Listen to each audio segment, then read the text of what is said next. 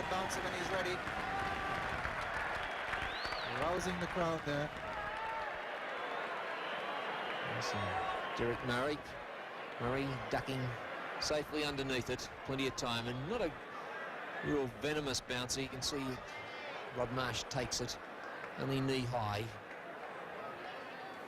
The field being spread out for King. Greg Chappell prepared to give him the single, try and stop the four.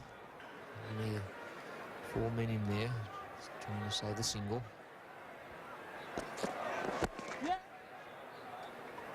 And there's trouble here.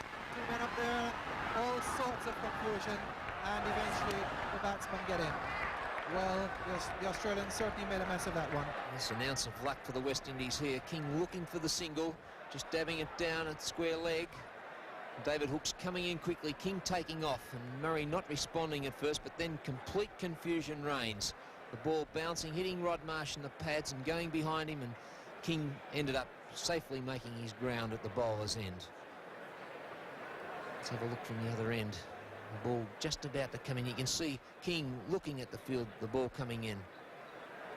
Hitting Marsh. In fact, he ended up hitting the stumps, ricocheting off, so it was lucky that King did hold his ground, Tony. Dropped it. And it would have been out there too as well, I reckon. So a double chance of one delivery. Yes, things certainly happening now. Return catch from Rodney Hogg, just stuck out the left hand, not carrying, not staying there, and coming in the fieldsman. Bowled him, and it's 664 now with Thomas King gone. Bowl Pascoe. It's Pascoe's first wicket at a cost of 19 runs. Derek Murray's 21. 6 for 164. Well, Pascoe bowling a perfectly straight delivery, King trying to murder it, and of course paying the penalty, hitting right across the line, middle stump, right out of the ground.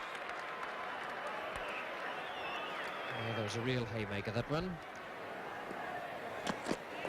Bowled. Derek Murray is gone. Bowl Pascoe 27, 7 for 177. The Australians are on top here. They've done well on what is a perfect batting pitch. A great piece of bowling by Lenny Pascoe. Dead straight, and once more he hits that middle stump, and really you can't ask for more. He's bowled a good line and a good length. And if you keep it straight and the batsmen have got to force it, when they miss it, you've got a wicket, and that's what happened to Lenny Pascoe.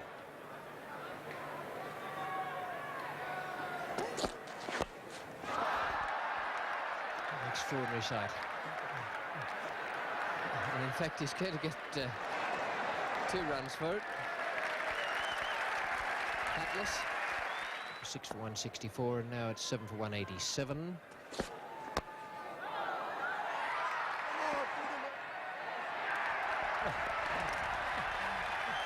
That's a run out by a long, long way. Garner made his ground well. He hurtled down that pitch at the speed of sound, but unfortunately he hadn't taken into account that his partner Andy Roberts was watching where the ball had gone, which was straight into Rodney Marsh's glove. So there's a run out there on 187, which is the Australians' Devils number. And he scored 610 runs. And that's in the air, and there's a very good chance that will be out.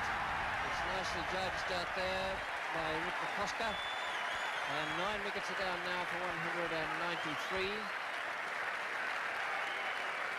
Holding out for 2, caught McCosker, bowled Pascoe. Lenny Pascoe has 3 wickets, and Roberts is 16 not out.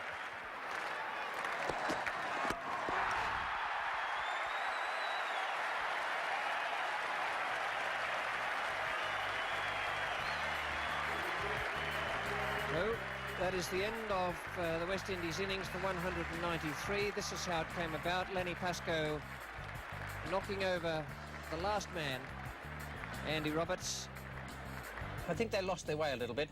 They finished up with 193, and even though they lost some wickets in the middle, I thought they still should have got over the 200 mark. But still, they've got a fine, fast bowling attack. And Irving Rosewater tells me that the Australian run rate needed is 3.88 per over to win. So we'll be back at 7 o'clock to resume this telecast when the Australians will be batting in their chase for 194 for victory in this B&H World Series Cup.